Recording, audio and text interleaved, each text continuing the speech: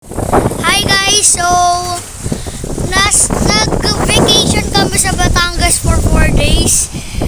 High tide ngayon guys. Yung tubig hanggang dyan lang dapat yon, pero kapag high tide hanggang dyan. Kapag gumampas yung alon, pumupunta dito. So guys, ayun yung Mindoro. Nababasa. Dito guys, so nababasa kami, no? Splash! So ayun guys, ay yung black na yan, yung light dark na yan, doon yung pinakamalalim guys. Ayun yung Isla Verde guys. So, wait lang. Ayun guys, so ayun. Wait lang. Yan yung sinazoom in ko guys, ayun yung Isla Verde. Tapos guys, dito kami sa Lumihan, mataas kami. Tapos ayan guys. Tapos guys, yung dito guys, may barko, doon kami nag-swimming guys. Liga. Yan.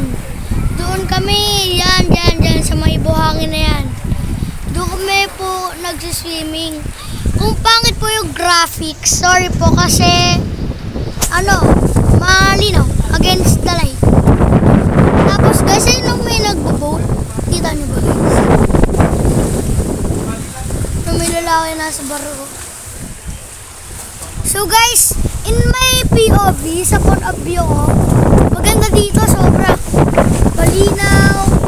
Na nag-swimming pa dun. Diyan kami tumatalon, yan. Diyan yung talunan namin kapag high tide.